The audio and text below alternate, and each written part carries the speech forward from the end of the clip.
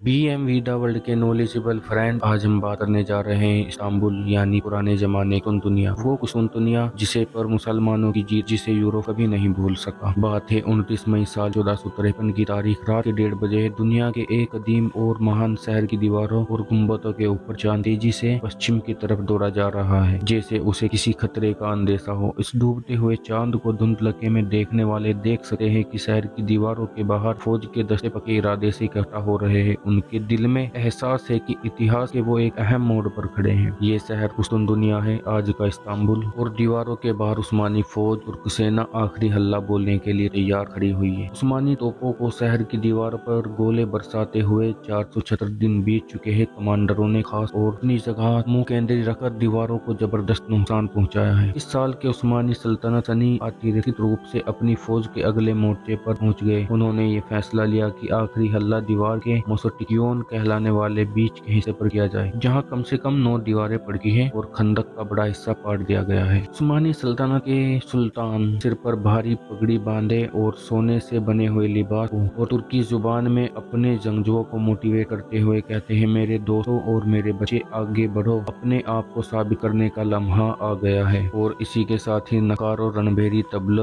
और बिगुल के शोर ने रात की चुप्पी को तार तार कर दिया। लेकिन उस कान फाड़ते शोर में उस्मानी फौज के गगन भेदी नारे सिर्फ साफ सुनाई दे रहे थे, जिन्होंने किले की दीवार को कमजोर हिस्से पर हल्ला बोल दिया था। एक तरफ जमीन पर और दूसरी तरफ पानी में खड़े जहाज यानी समुद्र में खड़े जहाजों पर तैनात तोपों के दहाने में आग बरसना शुरू कर दी। इस हमले के लिए बाज़ंटीनी सैनिक तैयार खड़े थे, लेकिन पिछले 1.5 महीने की घेराबंदी ने उनके हौसले पस्त कर दिए। बहुत से शहरी भी मदद के लिए आए, दीवारों तक आ पहुंचे और उन्होंने उधर से पत्थर उठाकर नीचे इकट्ठा होने वाले सैनिकों पर फेंकना शुरू कर दिए थे। दूसरे लोग अपने करीबी गिरजाघरों की तरफ दौड़े और रो रो कर अपने रब से गुजारिश करने लगे। पादरियों ने शहर के एक चर्चित घंटी को पूरी ताकत से बजाना शुरू कर दिया था, जिनकी टन टनाटन से उन लोगों को भी जगा दिया जो अभी तक सो रहे थे। ईसाई धर्म के सभी संप्रदाय के अलग लोग अपने सदियों पुराने मतभेद भुलाकर एकजुट हो गए और उनको बड़ी संख्या में और पवित्र चर्च हाजिया सोफिया में इकट्ठा हो गए। और सिपाहियों ने बड़ी जान लगाकर उस्मानी फौज के हमले को रोकने की कोशिश की, लेकिन इटलवी डॉक्टर निकोल बारबोरी, जिसने उस दिन शहर में मौजूद थे, ये लिखते हैं कि सफेद पगड़ी बांधे हुए हमलावर इतनी तेजी से सोरों की तरह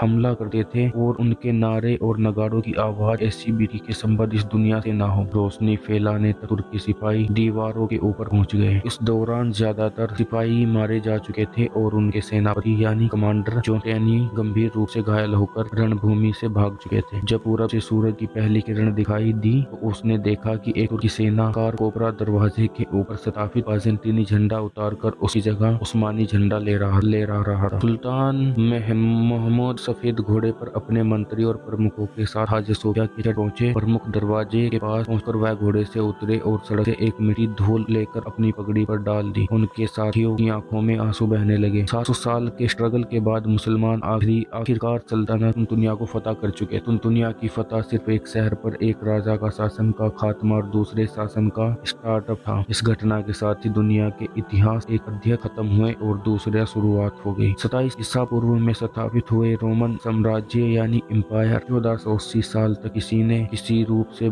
बने रहने में अपने अंजाम तक जा पहुंचा। दूसरी ओर उस्मानी सल्तनत ने अपने बुलंदियों को छुआ और अगली 4 सदियों तक 3 महाद्वीपों यानी 3 बर्रे आजमों पर, यूरोप, अफ्रीका और बड़े हिस्सों पर बड़ी शान से हुकूमत करता रहा। 1453 ही वो साल था जिसे मध्यकाल के अंत और नए युग की शुरुआती बिंदु माना जाता है, यानी वर्ल्ड वॉर 1। ये नहीं सिर्फ उस दुनिया की सैनिकों का इतिहास का एक मील का पत्थर भी बनाया जाता है, क्योंकि उसके बाद साबित हुआ कि अब बारूद के इस्तेमाल और बड़ी तोपों को गोलाबारी के बाद दीवारों किसी की तरह सुरक्षित नहीं है। शहर पर तुर्की के कब्जे के बाद यहाँ से हजारों यूनानियों ने बोलने वाले लोग भागकर यूरोप और खास तौर पर इटली के काफी शहरों में जा बसे। उस समय यूरोप एक अंधकार युग से गुजर रहा था और कदीम यूनानी संस्कृति से कटा हुआ था, लेकिन इस दौरान दुनिया में यूनानी भाषा संस्कृति काफी हद तक बनी रही थी। यहाँ आने वाले मुहाजिरों के पास हीरे जवाहरात से भी बेशकीमती खजाने थे।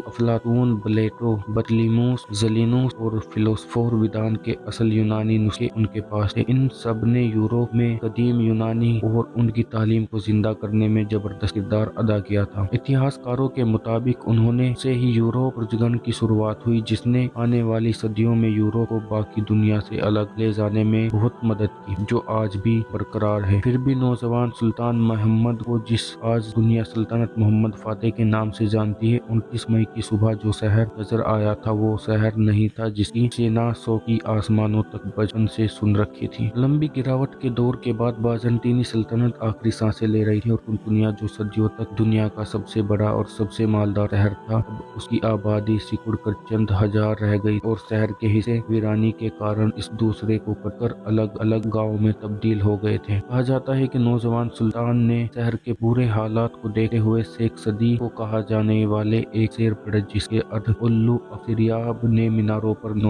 नेबात बताया जाता है और केसर के महल में मकड़ी ने जाले बुन लिए। कुस्तुनतुनिया का कदीम बाज़ंतीनी था, लेकिन जब 330 ईस्वी में रोमन सम्राट कॉन्स्टेंटाइन प्रथम ने अपनी राजधानी रोम से यह संथारिन की तो शहर का एक नाम बदलकर अपने नाम के हिसाब से कुस्तुनतिनोपल कर दिया, जो अरबों के यहाँ पहुंचे कुस्तुनतुनिया बन गया। पश्चिम से रोमन साम्राज्य की पतन के बाद ये राज कुस्तुनतुनिया में बना रहा और चौथी से 13वीं सदी तक इस शहर ने विकास कामयाबी सीढ़ियां तक की। उस दौरान दुनिया का कोई ऐसा शहर नहीं उसकी बराबरी का दावा कर सके। यही एक कारण है कि मुसलमान शुरू से ही इस शहर को जीतने का ख्वाब देखते आए थे। इसलिए एक लक्ष्य के प्राप्त करने की खातिर कुछ शुरुआती कोशिशों की नाकामी के बाद 674 ईस्वी में जब जबरदस्त नैसानिक बेड़ा तोयर की कुस्तुनतुनिया की ओर रवाना कर दिया गया। इस बड़े बेड़े ने शहर के एक बाहर डेरा डाल दिया और अगले 4 साल तक लगातार तीर दीवार करने की कोशिश की जाती रही। आखिरकार 678 ईस्वी में बाज़ंतीनी जहाज से बाहर निकलने और उन्होंने आक्रमणी अरबों पर हमला कर दिया और इस बार उनके पास एक जबरदस्त हथियार था जिसे ग्रीक फायर कहा जाता था। इसका ठीक फार्मूला आज तक मालूम नहीं हो सका, लेकिन यह एक ऐसा जवलनी पदार्थ था जिसे तीरों की मदद से फेंका जाता था और ये गोलियां और जहाजों की चिपक जाता था। इसके अलावा पानी डालने से इसकी आग और भड़कती थी। इस आपदा के लिए अब अरब तैयार नहीं थे, इसलिए देखते ही देखते सारे नैसानिक बेड़ा में आग लग चुकी थी। जंगल बदल गए, लेकिन सैनिक के जवान बचाने के लिए पानी में कूद गए, लेकिन यहाँ भी पनाह नहीं मिली क्योंकि ग्रीक फायर पानी की सतह पर गिरकर भी जल रहे थे और ऐसा लग रहा था कि पूरे समुद्र में आग लग गई है। अरबों के पास भागने के अलावा कोई चारा नहीं था। वापसी में एक भयानक समुद्री तूफान ने रही सही कसर भी पूरी कर दी थी और सैकड़ों काफियों में बसे एक आध को बचाकर लौटने में कामयाब हो गए। इस घेराबंदी के दौरान सहाबी अबू अय्यूब अंसारी ने भी अपनी जिंदगी कुर्बान कर दी। उनका मकबरा आज भी शहर की दीवार के बाहर है। सुल्तान मोहम्मद फातेह ने यह कहा कि मस्जिद बनवाई थी जिसे तुर्क पवित्र स्थान मानते हैं, यानी एक पाक जगह मानते हैं। उसके बाद 717 ईस्वी में बनु उमैया के अमीर सुलेमान बिन अब्दुल मलिक ने बेहतर तैयारी की, एक साथ फिर कुस्तुनतुनिया की घेराबंदी की, लेकिन इसका भी अंजाम अच्छा नहीं हुआ और 2000 के करीब